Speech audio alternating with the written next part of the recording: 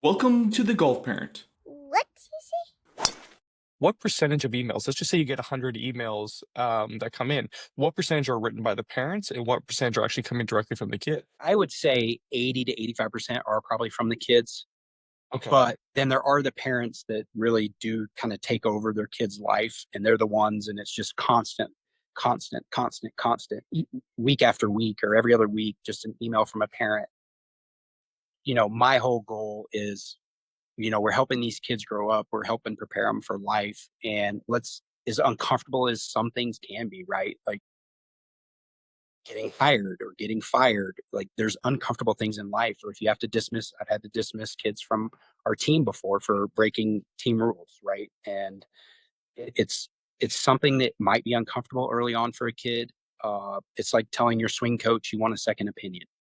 I think it's a great idea to do with all the social media now. You don't tell your coach. Next thing you know, you're on social media with another coach and they find out. And yeah, those things make you uncomfortable, but it's not like it's 50-50 from parents and kids. And it's okay if a parent, I think, is copied on the email, but I do think it means a lot more to a coach.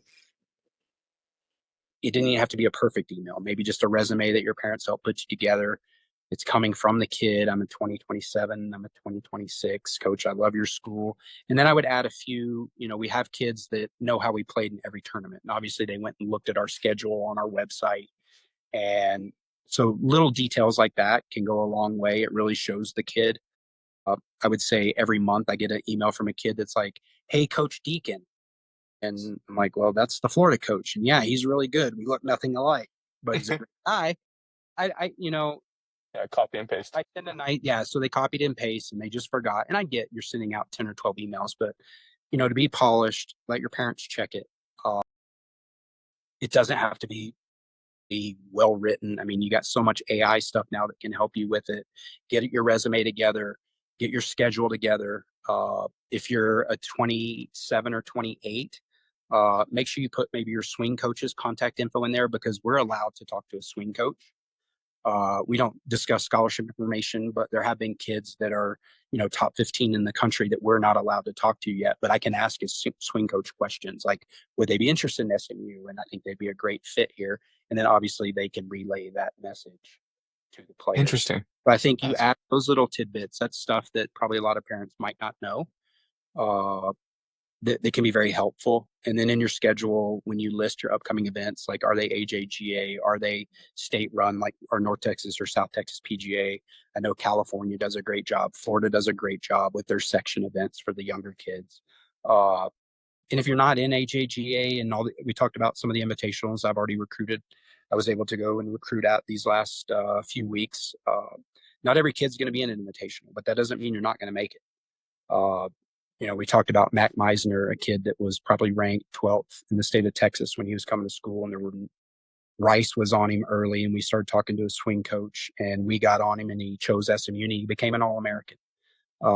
He wasn't the guy that was playing in every invitation. So just stay focused, stay positive, uh, play wherever you can play because that's invaluable at the end of the day is your scores, no matter if it's a city run tournament or the best invitational in the country. Like it's still a round of golf that's helping you grow as a player. fantastic advice. Chris, this has been eye-opening. You've shared a lot of stuff that I've never heard before and a lot of tidbits on how to reach out to the coaches. Uh, Beautiful. Can parents I'm curious, like is one of the reasons why a lot of the parents reach out because this is kind of like a workaround where you can't directly talk to the kid, but you can talk to their parents? Now, is that allowed? You can't talk to parents or siblings. Either. Oh, okay. There is some gray area that, if let's say a kid is at my club and I've known his dad for a long time, but I don't push the envelope. I know SMU got the death penalty back in the day, and then the head coach before Enloe got in a lot of trouble for something that was pretty minor. It was banned from coaching, I think, for 3 years. So I don't really push the envelope. It's just not worth it to me because we're going to get the kids that really want to be here that fit our program.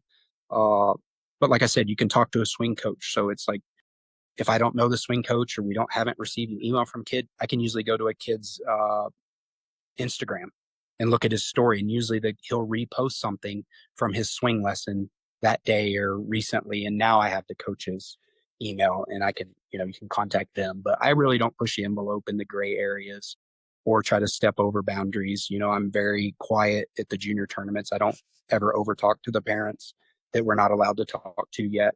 And some of the rules are crazy because golf, we walk with the families for 4 or 5 hours at a tournament. There's no other sport you do that. Well, some of these rules that have been created were for basketball. So on Monday, I could actually go to a golf tournament. I can't talk to the parent in person, but they can walk on the other side of the fairway and we can talk the entire day on the phone. I follow the rules, but they're just, it's just different. It is. And I've had parents call me before from the other side of the fairway so that we could talk, because you could talk through electronics, but you couldn't talk in person so in person, we can't meet with the 2027s until August 1st. So it's different, but I'm a rule follower.